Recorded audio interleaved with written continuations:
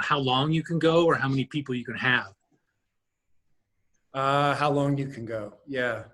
I think they cut you off at like 40 minutes if you're a free thing. Oh, wow. Okay, I'm recording. Am I recording? Okay. Yeah, I'm recording. So I just want to introduce this. I was having a conversation with Jordan Sokol the other day, and it was like an hour-long conversation where we talked about everything from, what it's like to live in Jersey City to, how his kid's doing, raising his kid, the price of school. I mean, the cost of living there. We talked about different philosophies from the Grand Central Atelier to Florence Academy, our time at the Florence Academy. We talked about now his time at the New York Academy and the difference in the approach to teaching and whatever. Anyways, it was a really great conversation, and I just thought, that's the kind of stuff I like to do, and I'm I'm not the best at keeping up with all my friends across the country, across the world, but every time I get to talk to them, I leave inspired. So I just thought this would be kind of like an extension of the podcast I just started, where it could be far more casual.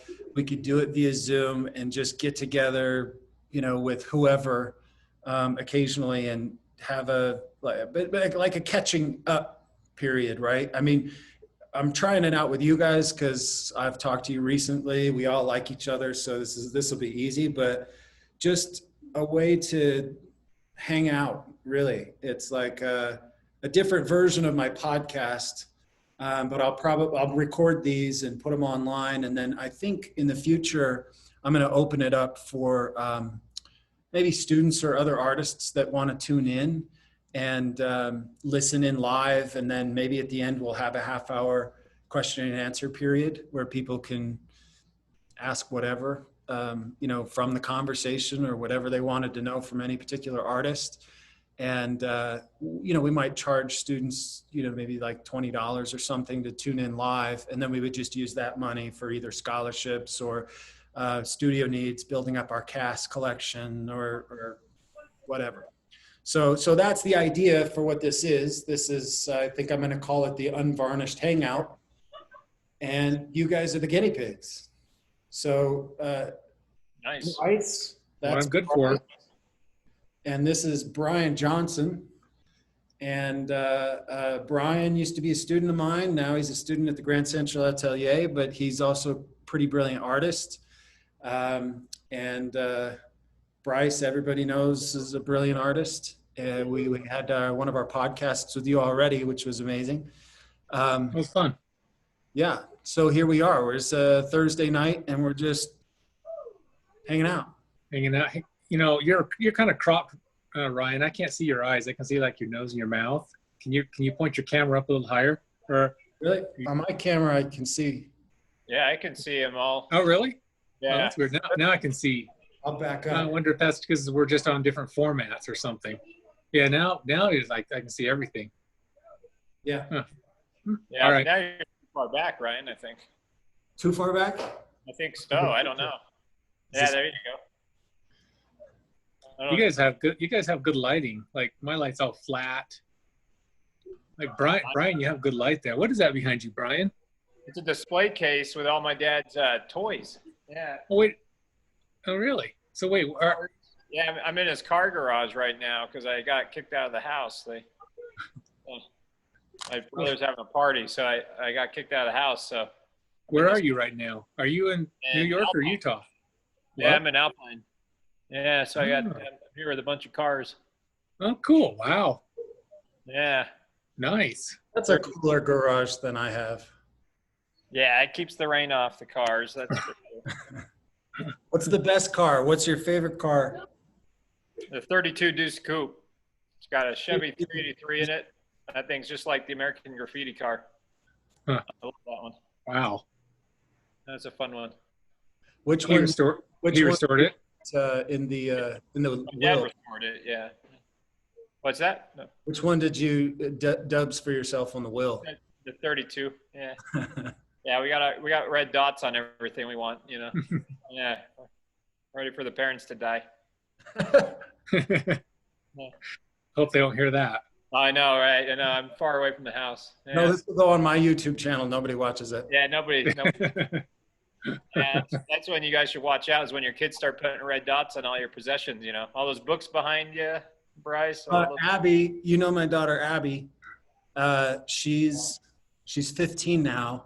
She was posing for me, and at the end of the session, this was yesterday. At the end of the session, she starts laughing and she's like, "Oh, Dad, I just remembered in second grade, I stole one of your paintings from your studio and I gave it to my principal and I told him I did it."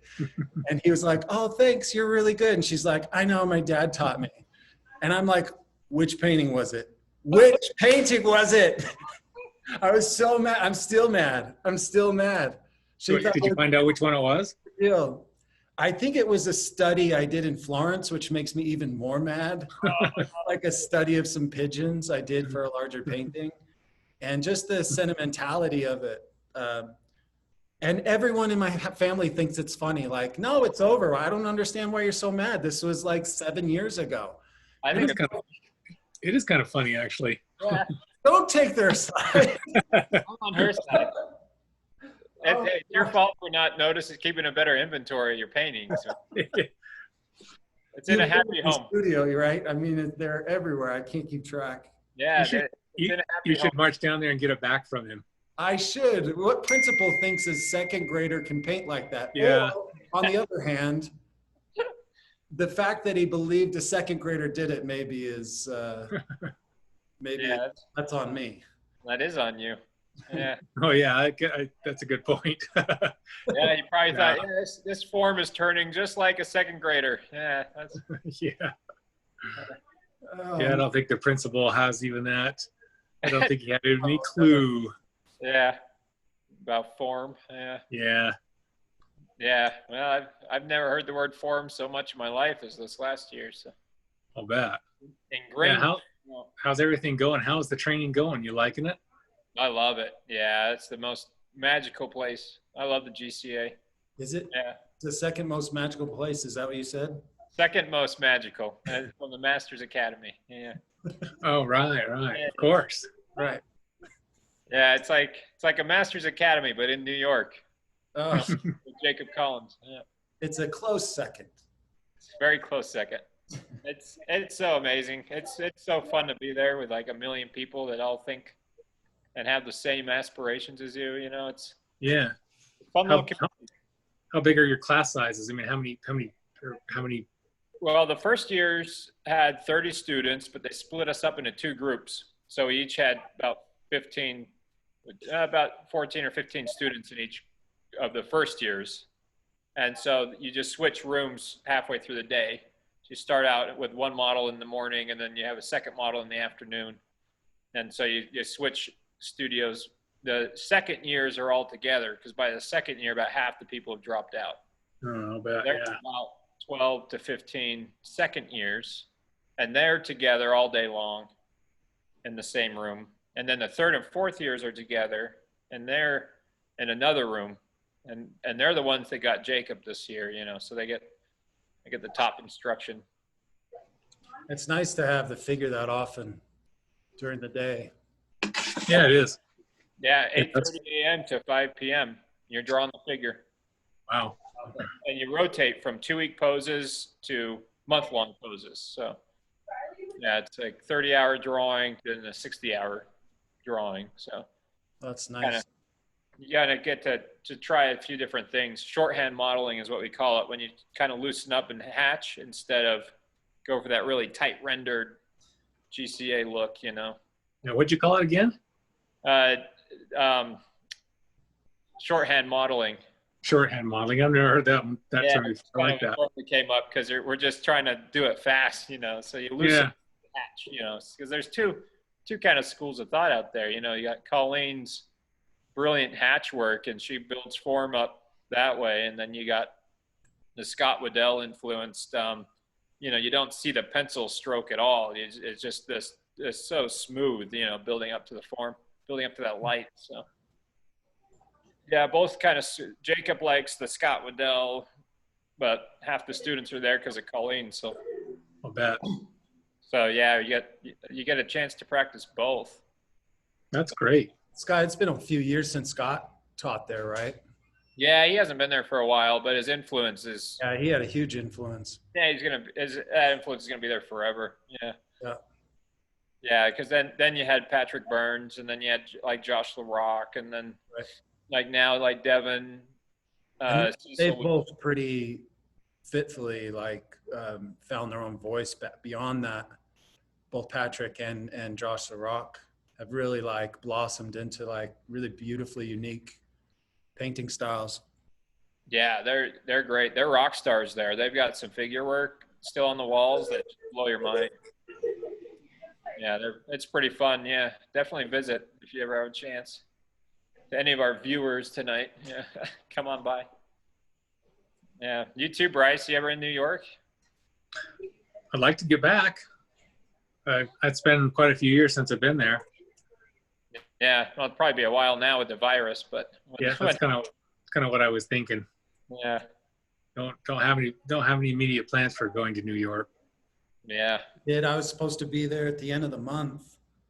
We had a family trip planned this year we were going to Florence, Paris, Normandy, Vienna, Germany, Switzerland, and England. And then of course that died out. And so we planned to go to Maine, New Hampshire, Boston, and New York. And I was going to get a bunch of podcasts, and we can't even do that now. Everything's closed. You fly into Maine, and I think I got flights super cheap.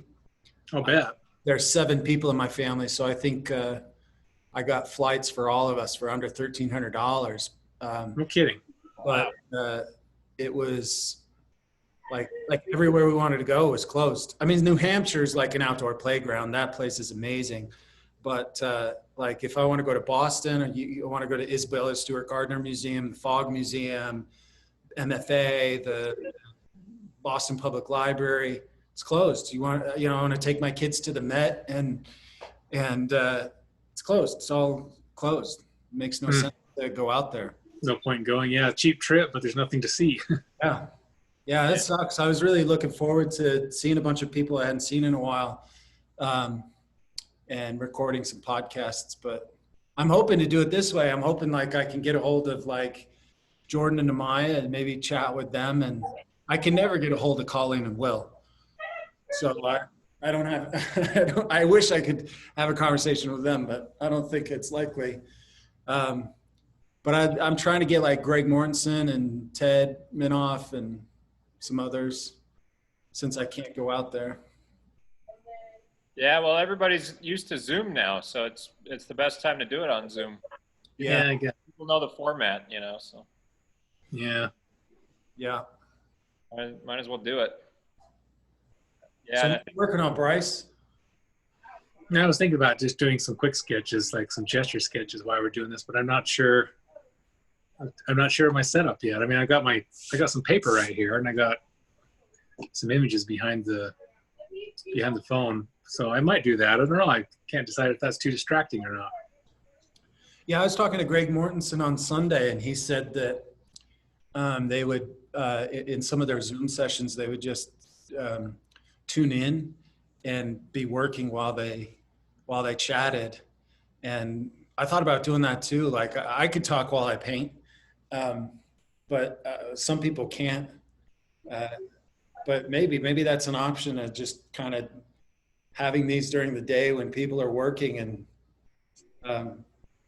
you can just set it up so you can see your easel and you can talk and people can watch you work at the same time. Yeah, I guess you'd have to have 2 cameras or 2, like your phone or your computer. Just like talk to the back of the head the whole time. Yeah, this is I can't turn around because you'll see my bald spot. That's why I wear a hat now. I forgot. I know I was. That was on my checklist. Like, okay, don't forget your hat, and I forgot it. So. Yeah, I'm a hat guy now. Gotta always wear it. I haven't had a haircut in like 6 months. I know you I'm getting grew everything out. everything shaggy. I even grew my armpits out. Nice. Did you say you're recording this, right? Yeah. Live. Glad you said that, not me. Yeah. Yeah. You got anything new in the studio, Bryce? You got any fun new drawings or paintings? Yeah, show us some. Yeah. Last time I was there, I'm gonna grab. I should have brought them. I'm gonna show those two drawings you gave me. I'm gonna go grab them. And while I show some other stuff, I'll be right back.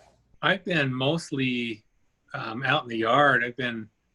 I mean, so it's like sales are so low, and it's just like, it's like, if I'm not going to be making any sales, there's no point in sitting here in the studio all day. So, yeah, we did a remodel in our house about 4 years ago, and we kind of ran out of money, and I never finished it. So I thought this would be a good time to kind of get some of those little projects finished up. So I've been actually spending a lot of time. I mean, I was bricklayer today. I was laying brick today. Oh, wow. Wow. And I'm not very good at it. That's the funny thing. So, You just YouTube that stuff? Or what's that? You just YouTube that, or you know how to do it? Well, I've done a little bit of it years and years ago. I've just enough to get myself into trouble. So I had to go and take like some YouTube refresher courses. Yeah, that's it. I like that. It's so nice. And this one too. I stole these. That's where that went. You got that? I stole these. You gave it to his principal. At the I end. wondered where that went. Yeah, it's in here. I thought maybe my kid stole it, gave it to her principal. Yeah, that's right. Yeah, I'm glad you like those.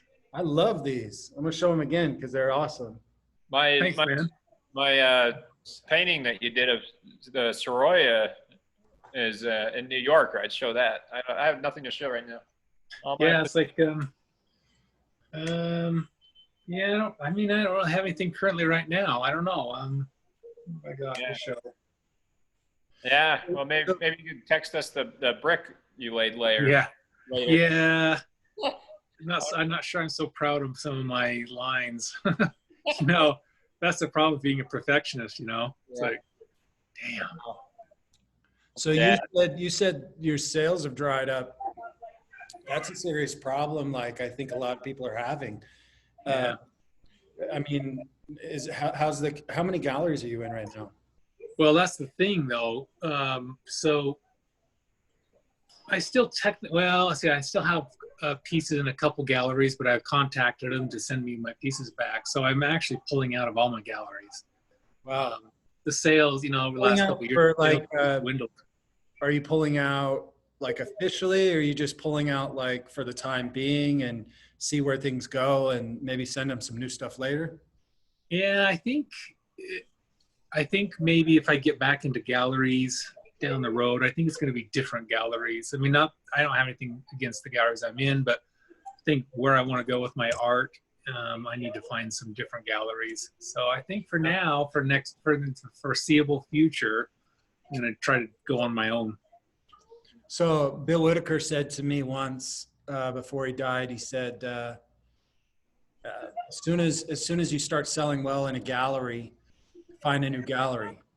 And I thought, what are you talking about? That doesn't make any sense. You want to double down. You want to send the gallery more stuff. But it turns out that seems to be kind of true. Like the gallery, this is in the last few years, the galleries are changing so dramatically now. But it seems like galleries really love the new stuff. They get excited about these new artists. They push them really hard. And then, they make some sales and whatever. And then they kind of fizzle out and they get excited about new people. They have their stable horses. They're like 4 or 5 artists that are consistent, that they really promote. But then everybody else is kind of this slow turnover. Yeah. That's very true. I mean, that's kind of the case, except for a couple galleries, where it's been more consistent over the years. But yeah, you get your work in there, and I think it's that you're new to their client base. So the clients that want your work, they buy it, and then it just kind of slows off. It just goes slower, and you stop selling, and then you just end up sitting in that gallery, and things don't move. So that was probably pretty wise that Bill said that. I think that was a smart thing to do. So when you say you're going to go on your own, what do you see that looking like? Are you going to put like a e-commerce thing on your website? I know like Rachel Personette, who's, I don't know if you know Rachel Personette, following her on Instagram. She's a great painter, but she's got an Etsy shop, which, you know, I never really considered. I mean, I don't know how that's going for. I've sold stuff on Instagram. I've sold stuff off Facebook. Tends to be, you know, lower stuff. Low sales. Yes. Lower price. Yeah. Yeah. 3,000 and less maybe, but anything medium size or bigger. I mean, I've never sold something between $5,000 or $30,000 off of that, but I have plenty of paintings within that range. And I mean, just from a subject matter standpoint, I still don't know where I fit in the gallery world. But now, as the gallery world is changing so much with social media and whatever, and especially this COVID thing, like I don't know, I have no idea what the future looks like in terms of sales. Yeah, I did an Etsy. Actually, I think I still technically have my Etsy. And I think it's been about 3 or 4 years ago. I just did a bunch of still lives. And actually I did pretty good. You know, they were all like $300. Yeah. I think I sold most of them. And then I still have a Squarespace website. And so it's a commerce. So the goal is just kind of switch everything over to that and try to sell off that. Do you feel like to some degree that'll change what you paint, the size that you paint, the subject matter you choose? Do you think it'll I think so.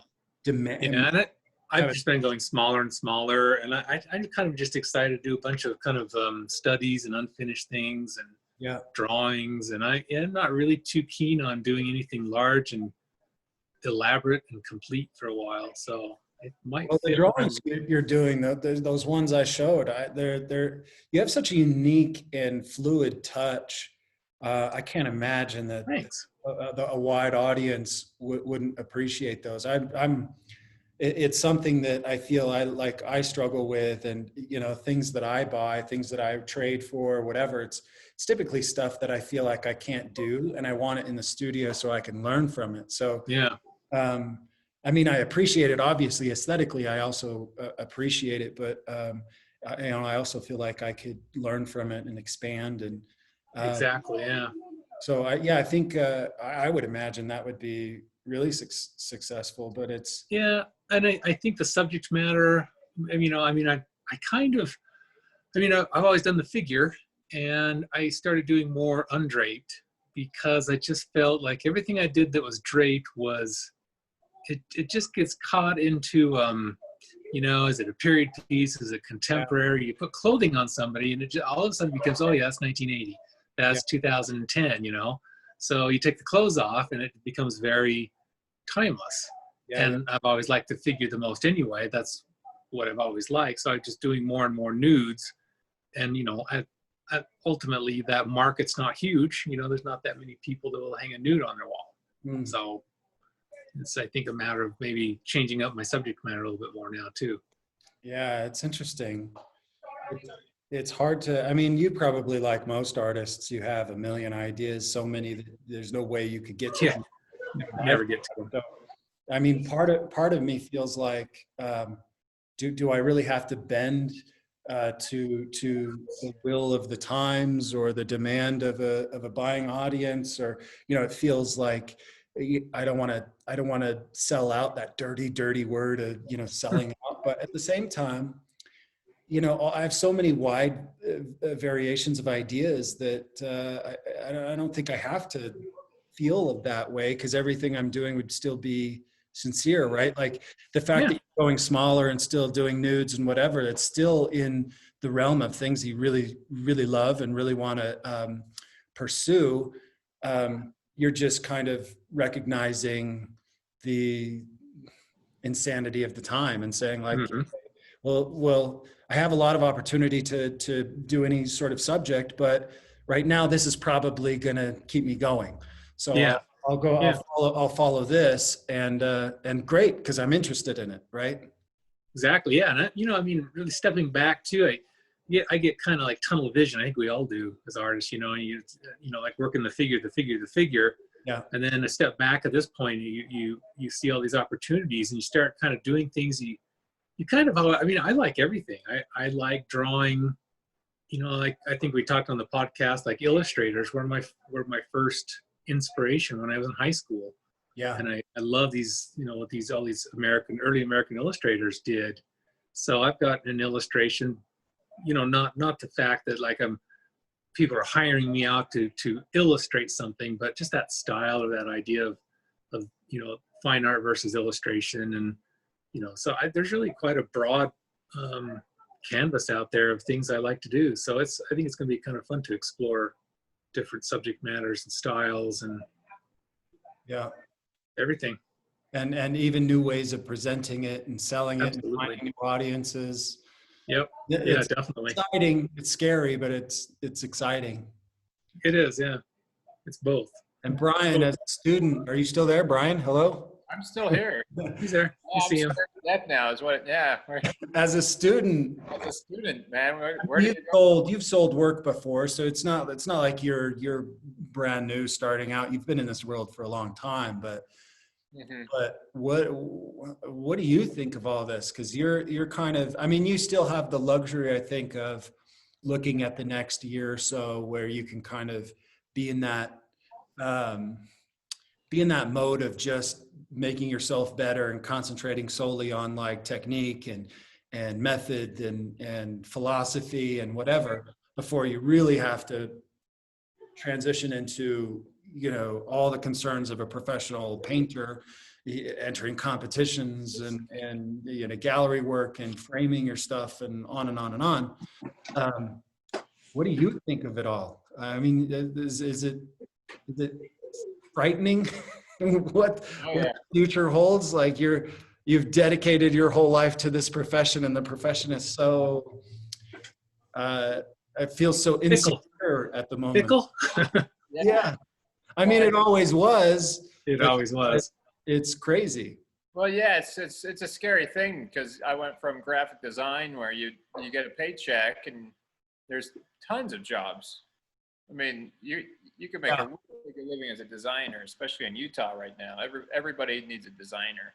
Yeah. So it's a secure, steady job. It's like being a wedding photographer in Utah. Yeah. I mean, there's no shortage of jobs, Yeah. Yeah, but to go out on your own and paint, that's a scary thing. But I think, not leaving yourself a plan B. I think you always said that, Ryan. But if you give yourself a plan B, you'll probably take it. Yeah. So I didn't give myself a plan B. I said, this is it, But yeah, learning the ropes and the pros and cons to gallery. People love them. People hate them. People want to get into them. People want to leave them, and then they talk about your streams of income. You got to get your streams of income. You got to brand yourself. You got to be your own marketing team. You got to do this. You got to do that. So it's a lot at first. That's why it is nice to just be at the GCA and just focus just on technique. Yeah. But eventually we start talking philosophy. We start talking, what do you want to do with your art? Where do you want to go with it? And is there going to be a market for it? Do you paint for the market? Do you paint regardless of the market? Do you paint period pieces like you're saying, Bryce? As soon as you start painting something, you're that person now, Yeah.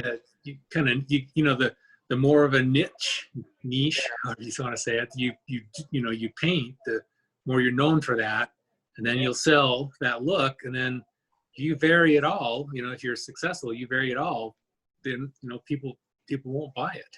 So it's like, do you want to get into that, into that mode and just kind of paint that one thing your whole life, or and I guess you can make more. That's a better chance of making money doing that. Yeah. And if you're fine with that, that's great. Like Western artists seem to stick with Western art. Yeah.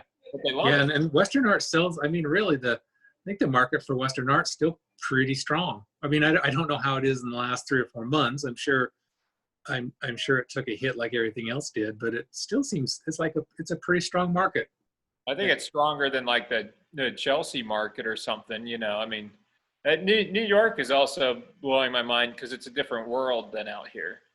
You know, it's people want to get into Chelsea. They want to break into these galleries, and it can be snobby. It can be hard to Yeah. break into, and it's very cliquey, and you're What- in, you're out, you know, and it's not figurative right now. It's not what realism. It's I was going to abstract. say, when you say that, what's the style of work generally that you see moving or people are doing? Is it more contemporary, more abstract, more is it realism, or is there like just probably a little of everything? I guess. I think it's a little bit of everything, but people are starting to mix realism with the crazy abstract things. You know, Hmm. I think you'll see drawings that have hints of well done elements to them, but overall they're pretty abstracty, and you can interpret what you want out of it. You know, I've heard, you know, businesses and lobbies and things like that are buying up these giant abstract paintings, and Yeah. so you think, you know, like, oh, great, I'm in demand. I'm in, you know, a lot of things, but it's, you know, for lobbies, it's for businesses, it's for, you know, apartments on, you know, up on the Upper East Side, you know, that needs like beautiful abstract painting that's not a definitive anything, you know, as soon as you Yeah. get. I So wrote an article about that talked about the purchasing habits of businesses, and it was saying basically that you know, a lot of designers have control over some of those decisions, yeah, but also that it's not distracting. That when you put a representational piece up, especially if it's figurative, it becomes almost like a focal point that people can get distracted by it, Yep. thinking about what it means, or appreciating it from a certain standpoint, where the abstract stuff almost becomes decor. And Yeah. Well, so sorry, I was going to say Jeremy Mann. I think that's one reason why his work. I mean, I know Jeremy's got his figurative pieces and he's got his cityscapes, but you could just even look at his figurative pieces. I think that's one of the reasons why he's in such big demand, is because even it's figurative work, but it has that decorative, yeah, you know, I don't know how the words for it, but I think he really hit something there. I think it was good timing on his part. well, yeah, and it's that perfect mix of abstract and realism. It doesn't have to be anything if you don't want it to be. Yeah, If you exactly. want it, it's not nothing, you know.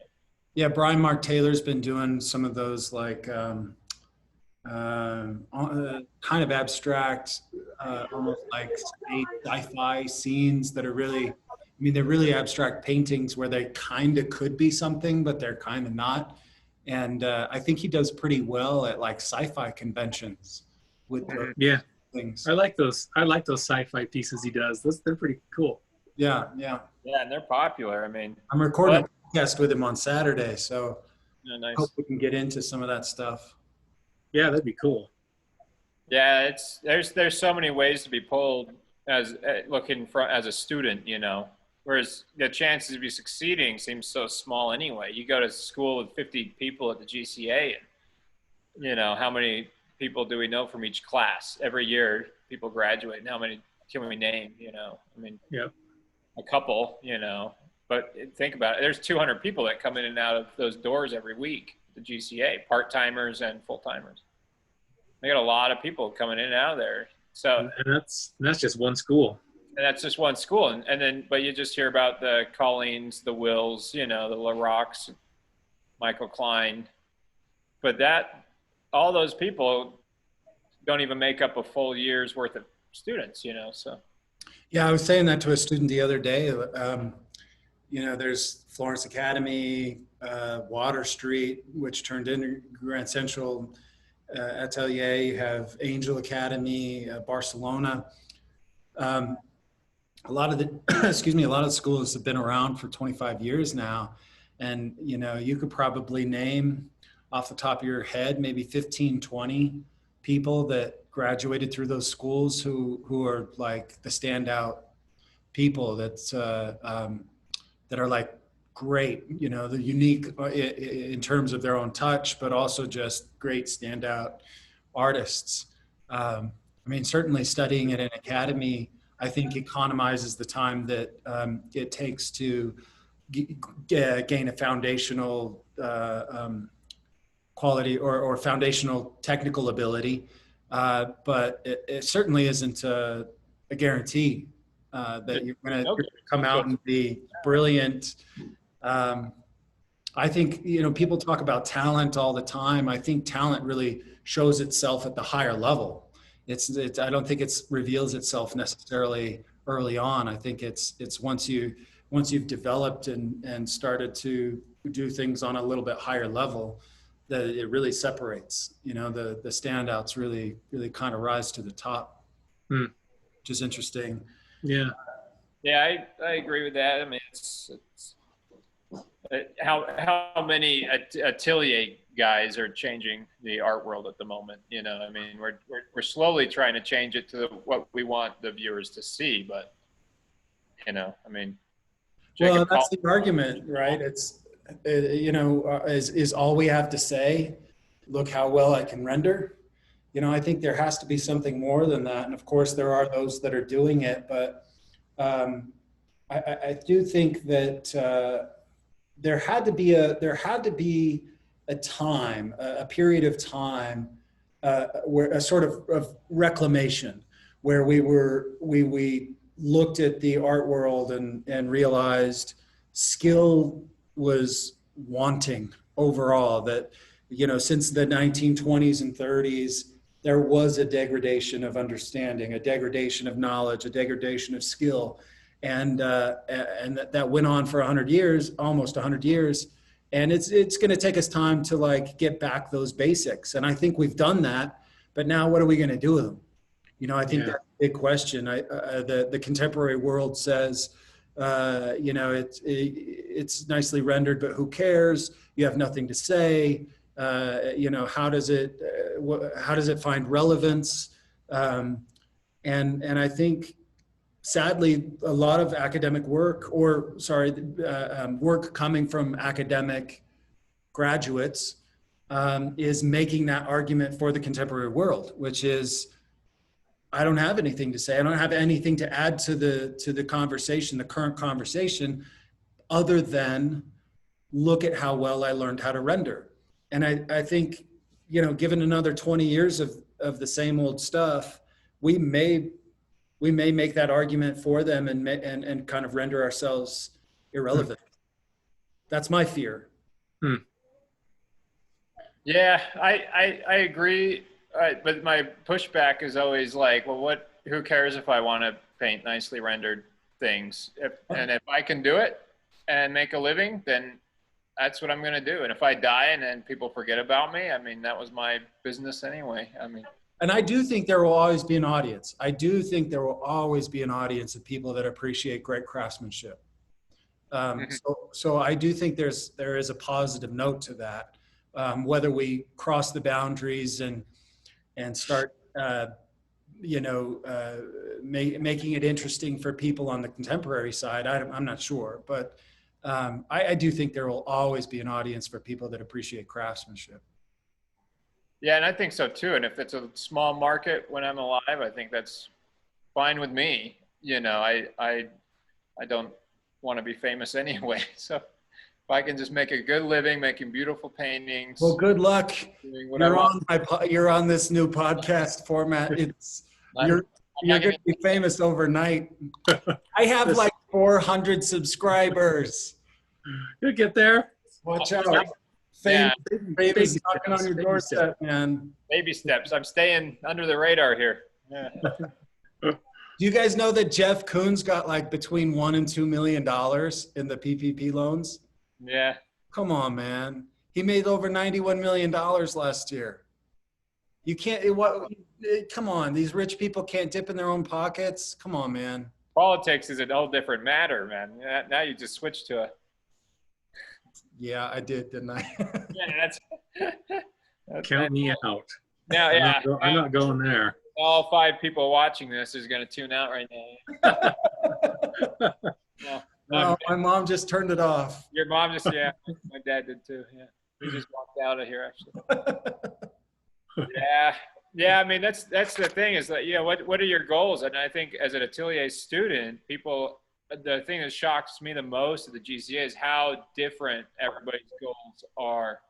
And especially what I've heard this next coming year, we've got, Colleen said, we got like people interested in studying architecture and animation and all these different illustration, all these different things. It's not just, I want to go paint a beautiful nude and in a beautiful setting. I want to paint like the Hudson River anymore. It's like people want to just be skilled and go out and do their thing, whether it be in the movie industry, they want to do Hollywood, they want to do cinematography, they want to get into film later. I mean, there's a bunch of ways you can go once you have this talent. Yeah. And that's what shocked me about the GCA is not everybody's goals are the same. I think at the Masters Academy, we came together because we had the same goals. For the GCA, it's crazy.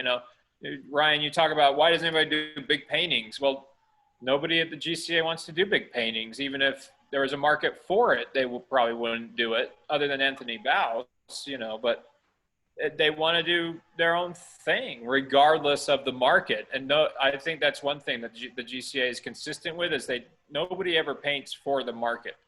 They paint what they want to paint and try to get their own market to come to them. Yeah, that's a good way. That's a good approach.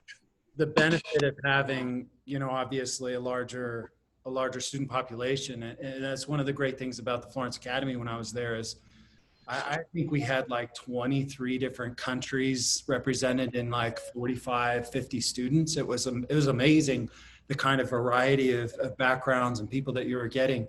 It's one thing that I've, struggled to or always like strive to get, here at the Masters Academy is that larger student body, obviously, and that brings in a lot of variations of backgrounds and interest levels.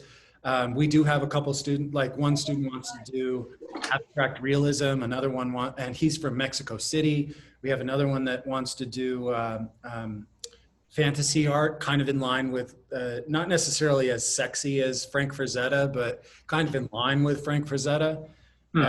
And when I was at BYU, they kept recruiting me because what they wanted was good draftsmen.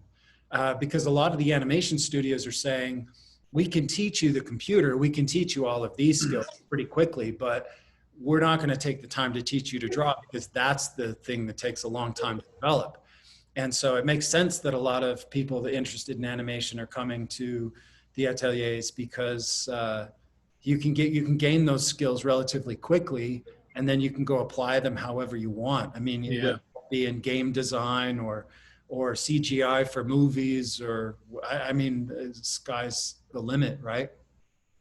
So, that makes a lot of sense to me that you'd have people that, out of 30 students, you hope that all 30 don't want to be classical painters, right? You hope that there'd be some variation in there. No, exactly. But I think the important thing is that everybody's gaining a skill, bringing skill-based art back into the market, which I think, like you said, I think people want to start seeing that again. I think people are sick of being fooled by, what is it? Dirty diapers in the corner or the cans of shit, on a shelf. Taped to the wall or taped to the wall, Yeah. Nobody cares about skill in art until they go get a tattoo. Then all of a sudden they want a skilled artist, So people do want skilled art. You just, we got to move it from the body to the wall, you get. Yeah. Like, why would you want to hang a $50 print on your wall? And if you own like a $500,000 home, Yeah. Take some pride in your home, take some pride in yourself, and hang a nice, well-priced painting that's done well on your wall. Yeah. I think that's a good topic because you're talking about developing connoisseurship, but also just from a basic standpoint, helping people understand why, what difference does it make? We understand that it makes a difference. I mean, I understand it makes a difference. Living with original art is it's inspiring. It feeds your soul. You know, Bryce, you and I talked about it when I was at your house. I mean, you put those things in your house, you surround yourself with them, because every time you walk by them, there's a feeling to it. It just is so inspiring, and there's a level of appreciation Yeah. for nice things. Even, you know, for me, it's like I have some antique furniture, and I'm just like, I love that I have that in my studio. And I think if you can get the average person to understand how it enhances the quality of their life, I think you broaden your audience. Like cooking shows have for cuisine. Do you know what I'm saying? Like, I don't think anything has done more for the restaurant industry more than cooking shows. Yeah. And they're Because it's all so popular, and they've been popular for a long time, haven't they? They just seem to keep going. I mean, people love cooking shows. You know, everyone, no matter if you're a chef or not, everyone shops for food. We all eat. So how do we get people to appreciate well-cooked food versus Taco Bell? And I think that's this kind of the same conversation when you're talking about living with original art versus a print, or living with original art versus, you know, just the kitschy nonsense you find at a furniture store or something. Yeah. So when you figure it out, let me know, because I got to start. You know, I'm on a clock now. I got 1 year, and I got to start selling work, or my little kid is gonna starve. So. Well, yeah. I did recently send a pitch deck into a big time producer for an art show. I'm trying to create an art show that's sort of like a travel art show where I visit different cities. So fingers crossed, because I don't think anything would help us more than, you know, like the cooking shows. I don't think anything would help representational artists more than a platform, which television and movies are the platform of our generation, right? Mm-hmm. If we could use that platform to let people know about what we're doing, let people know that this type of work is still happening, and it's, you know, some amazing work is being done today. I don't think anything would help everybody more than something like that. You know what I'm saying? I think for me, it's an idea to raise all ships. It's the tide raises all ships, right? I think that's kind of my idea, is how do we get in the average household? How do you get this conversation in the similar way as cooking shows have? Bob Ross was doing that 20 years ago. So yeah, and we all watched him. Yeah, we were I know. all inspired by it. I thought, like, how do you make that snow on the mountain so awesome? Oh my gosh, it's just a palette knife. It's amazing. That's what got me into oil painting, you know. From a cartoonist background, I saw oil paintings. I thought, no, that's magic. Yeah, that stroke in the mountainside, man. That's unbelievable. Yeah. That's an interesting thing, Brian. We should note that you're the grandson of the great Charles Schultz, the guy who did Snoopy and Charlie Brown. He did, yeah. I'm the grandson, but not cartooning anymore. So we'll see. Not cartooning. I couldn't cut it as a cartoonist. So I had to fall back on classical realism. It's hard, you know. Hard to follow an American icon. Well, you know, thinking of an original idea every day for 50 years, you know, is really hard. You know, so yeah, spending 60 hours on a figure is a lot easier. A lot easier. I'd rather do that, you know, but one pays the bills and the other doesn't. So we'll see. I thank Snoopy every day, but yeah, my grandpa did always want to paint trees like Andrew Wyeth. So I feel if I can do that one day successfully, then he would have been proud of me. Yeah, we'll try that out. Who's screaming out there? Is that my kids are having a pool party? Oh, that's funny. My brother's having a pool party out here too. That's kids. Yeah. Us old guys can't get some rest, you know. I know there's nowhere to go. It's like I'm gonna have to go find somewhere else to do this. You guys are both at home. I'm at my studio. I'm in my sanctuary. Yeah. Well, I'm in my studio too, but I had to turn the AC off, so I had to open up all the doors and windows. So they're kind of down the stairs, and it just kind of echoes. The sound just kind of comes up the stairs. They're not as close as it sounds. Yeah. I want to come over. It sounds like a fun party. I know we should have done Well, you can come over for the adult party next week. That'd be fun. Yeah, it's not much of a pool. It's just, I mean, it's like, you know, I was here when we bought the house. It's like 40 years old. It's a fiberglass pool, but you know, it's a pool. It works and stuff. Hey, It takes a lot of maintenance, but I'd love a fiberglass pool. Give me a fiberglass pool. Yeah, I've got the above ground over here, you know. I was gonna say, I guess that's a step above ground. I never said that before. I've got a tub that I don't fit in. I'm 6'3". I can't take a bath without like only half of my body in the water. You're tall like me. I mean, it just don't fit into things, do you? Oh, no. Yeah. Well, I don't know where we go from there. I don't know. Well, I mean, it's been what? It's been like an hour and a half, 2 hours almost. So yeah. Well, when did you start recording? Yeah, I thought we started. soon after we started, it probably was like 8:40. Yeah, it's 8:30. It's 9:30 now. Yeah. Yeah. Yeah. Well, I think, in the future, you should open these up to, you know, live. I think you can broadcast this on YouTube the same time we're talking. That's what GCA. Yeah. Yeah. So this would be like live? People would be watching us live. Yeah, I have a lot to figure out about all this technology. Yeah, I'm a little behind, I have to admit. Yeah, me too. And I feel like I'm in that generation gap where I should be better at technology, but I rejected it for so long to be classically trained, you know, but now I got to get back in it. Yeah.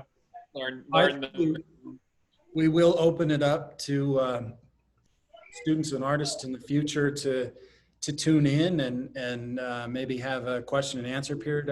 I was going to ask some of my students if they wanted to do it tonight just to kind of test it out, but they weren't interested, huh?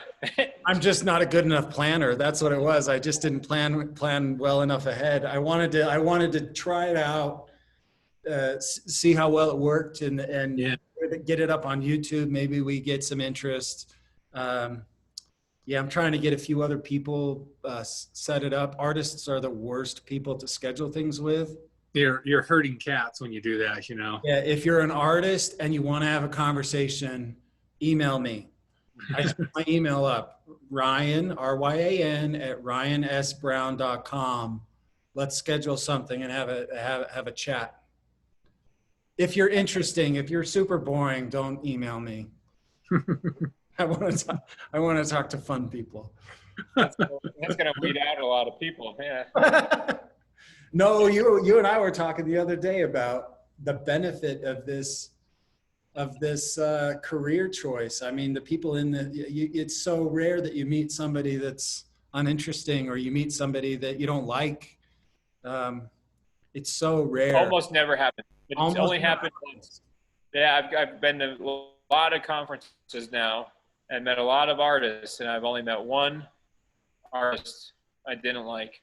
Who is it, Brian? Who is it? Oh, shit, he's right there. Oh, I know this will be the clickbait for the YouTube link later. It's like, you know, there you go. Hey, artist hates one artist. You know, like, what's the one artist GCA hates? Artist to avoid. Hurry, scan to the end of it so we can find out, and we don't have to listen to the rest of that crap. I won't say it. I'll tell you in person when I see you, or when we stop recording you. But no, it's true, because everybody's so nice and everybody's so welcoming and interesting. I mean, I could barely draw when I first met you at Ryan's, you know. So I don't know think if that I'm was still true, on but... right now. Am I still on? Yeah, you're there. Yeah, froze My a little. internet said I was unstable. Which Oh, is that's true. yeah. You kind of cut out there for a bit, but then you came back. But yeah, I think from day one, I mean, I had a really bad figure there at Ryan's, and you and Camille were real nice to me, and I thought, wow, well, that kind of, you know. Well, I thought you were doing pretty good then. I mean, I think you had a certain knack then, and you have a certain knack now. So, just refining it. Oh, I appreciate that. Yeah, it is. Yeah, still just on that path, but I mean, it was surprising, you know. I mean, it's nice. It's nice to be treated like a human, you know. And so many professions just don't do that, you know. So yeah, it's fun though. I think things like this are fun. People are. I think this will be popular for you, right, Guy? I think it will. Yeah, it'd be kind of fun to see, you know, like we were talking about on the phone the other day, Ryan. You can get people like, you know, that haven't met before, different worlds of the art world, and come together in something like this, 2, 3, 4, 5, and it'd be an interesting dynamic to see kind of where it goes.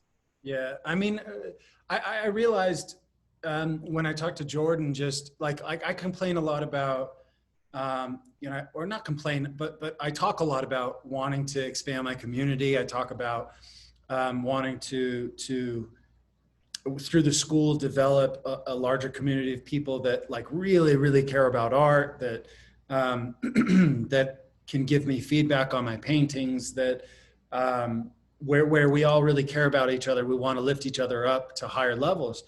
And when I talked to Jordan the other day, I just realized like this is a way to do it. And I'm just not, I don't take the time or the opportunity to call people enough and to keep up with them and keep those relationships up and have those conversations. And that's my community. You know, the world is very small at the moment, and we don't necessarily have to travel all the time to each other's studios to visit with each other, to see how we're doing, to you know, talk about things like sales or philosophy or what are you working on or whatever. So that conversation just inspired me to, I guess, do it more.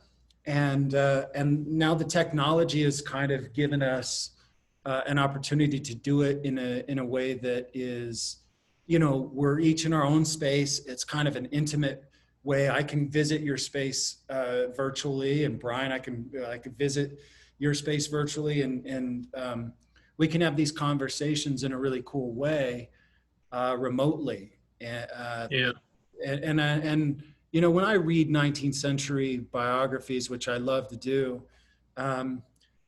they interacted so often. And I really believe that was a key to the success of so much of the painting in the 19th century. So to me, this is essential. This is not even necessarily something that I'm doing as a ploy to get more followers or try and gain popularity in some weird way.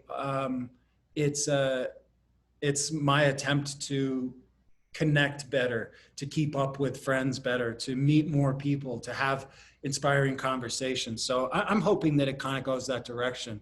I'm just, you know, like we're just saying, everybody in our profession is so cool, and I'm just completely grateful that I have an opportunity to know and interact with so many great people. So for me, I want to make this an opportunity to continue on that road, to just more regularly have those interactions. So I'm hopeful. I'm hopeful this will become a thing for me. I can keep up with this and keep doing it. So, and you guys are welcome to hang out and chat anytime. It doesn't. I don't have to have different people all the time. We can get together and chat whenever. So, yeah, I guess like you know, try to get.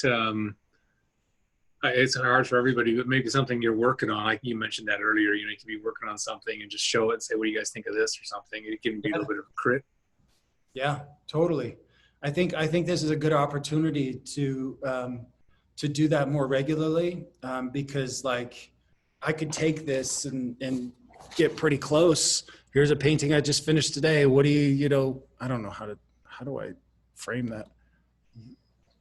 It's limited. It's somewhat limited. It's not as good as seeing the original, but Yeah. I think you guys know enough to give pretty good feedback with something like that.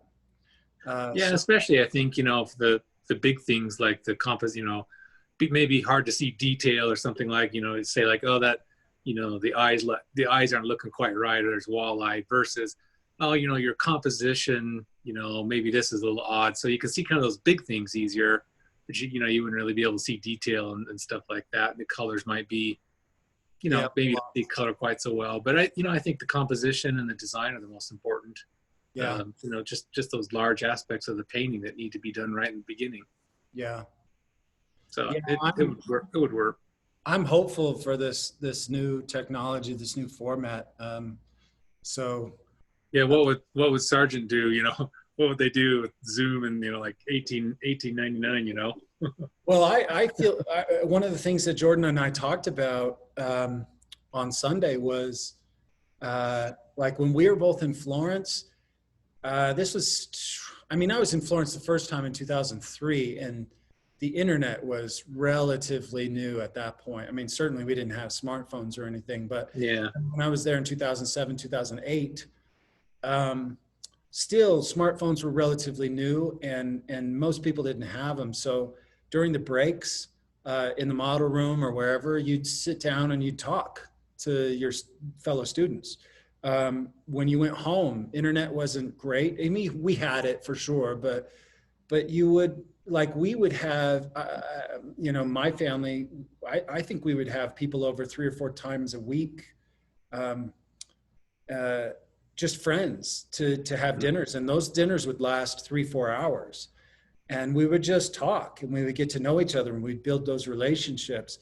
And that doesn't happen anymore. He was talking about the Florence Academy US, where he was the director, where during the breaks, everybody's just buried in their phone the whole time. And so the camaraderie between students wasn't as great. And so technology scares me a little bit in the way that it disconnects us. But with something like this, I think it's an opportunity to connect even more, to let people into our worlds, to invite them into our spaces and have those conversations and keep up those relationships in a way that maybe was not as easy before this, So that's the goal. Cool. See how it goes. Yeah. Thanks for being the guinea pigs. Yeah, that's me. That's it. I'll sit back and wait for all my new followers to subscribe. Well, thanks for doing this, guys. Thanks for joining this and thanks, Ryan. Thanks for thinking of us. Yeah, including me. I'm sure I'll hit you up again to have more conversations. There's so many people I want to talk to, and you guys are easy to talk to. You're always interesting. So thanks for being a part of it. Yeah, no problem. Thanks for having me. Yeah. We'll see you on Monday. All right. All right, guys. All right. I'll talk to you later. See ya. See you later. Hey, see you, Bryce. See you, Brian.